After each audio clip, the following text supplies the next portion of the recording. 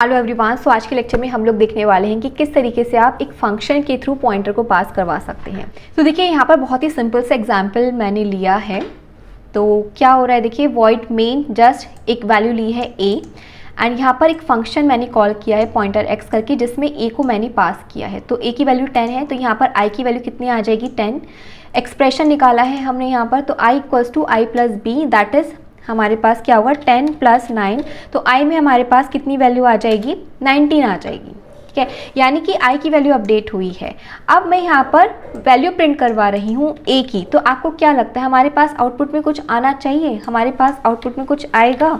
Let's check this कि हमारे पास a की वैल्यू कितनी आती है। a की वैल्यू हमारे पास 10 ही आई है, क्योंकि i की वैल्यू यहाँ पर अपडेट की गई है, बट i अब लोकल वेरिएबल है to this function only. You can not access this i out of this function. ये हमने पढ़ा भी था जब हमने call by value and call by reference पढ़ा था। कॉल बाय वैल्यू का यही प्रॉब्लम था जो यहाँ पर आप प्रॉब्लम देख रहे हैं।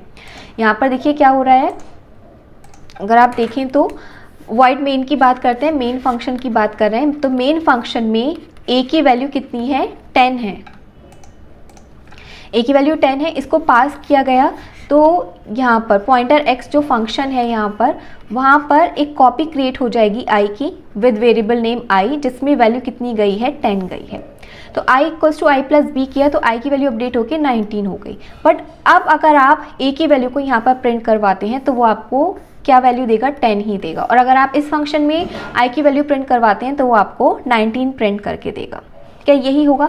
बट मैं नहीं चाहती हूँ यहाँ पर, मैं चाहती हूँ कि यहाँ पर भी a की वैल्यू अपडेट हो। जो हमने यहाँ देखिए एट द एंड ये जो वैल्यू थी ये यही वाली सेम वैल्यू थी, इसकी कॉपी क्रिएट की गई थी। तो मैं चाहती हूँ कि अगर यहाँ पर कुछ चेंजेस हो रहे हैं तो यहाँ पर भी रिफ्लेक्ट हो। तो उसके लिए हम यहाँ पर एड्रेस ऑफ a देंगे। हम यहाँ पर अब क्या कर रहे हैं, यहाँ पर अब क्या पास हो रहा है, कॉपी में जो i वेरिएबल के साथ address of this, let suppose 100 था इसका एड्रेस, तो 100 यहाँ पर पास हुआ है। तो अब ये दोनों लिंक हो चुके हैं। अब क्योंकि यहाँ पर क्या पास हुआ है 100 पास हुआ है, i में क्या आएगा एक एड्रेस आएगा। तो एड्रेस एक नॉर्मल इंटीजर वेरिएबल तो रख नहीं सकता, हमें इसे पॉइंटर टाइप का वेरिएबल बनाना पड़ेगा। तो हमने यहाँ पर यूज़ किया पॉइंटर का। अब यहाँ पर हम लोग कुछ वैल्यूज़ अपडेट कर रहे हैं। तो अब आप ये सोचिए i equals to i plus b मैं लिखूँगी या फिर asterisk i equals to asterisk i plus b लिखूँगी। सोचिए i में तो अभी क्या है 100 है, आप यहाँ पर एड्रेस पे ऑपरेशन परफॉर्म कर रहे हैं। मुझे ये नहीं चाहिए, मुझे तो वैल्यू पे ऑपरेशन परफॉर्म करना है, वो भी वाली पर।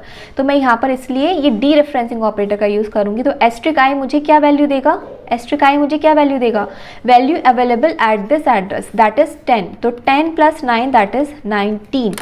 तो अब यहाँ पर आप a को प्रिंट करवाते हैं। तो यहाँ पर देखिए एस्ट्रिक i कितना हो गया 19 हो गया, यानी कि ये वाली वैल्यू अपडेट होकर कितनी हुई है 19 हुई है। तो अब यहाँ पर अगर आप a की वैल्यू को प्रिंट करवाते हैं तो वो मुझे क्या प्रिंट करके देगा 19, सॉरी ये चेंजेस नहीं किए मैंने, asterisk i equals to asterisk i plus b. अब इसको हम लोग एग्जीक्यूट करते हैं तो ये देखिए हमारे पास 19 आउटपुट में आ गया है। तो this is how you can pass a pointer to a function.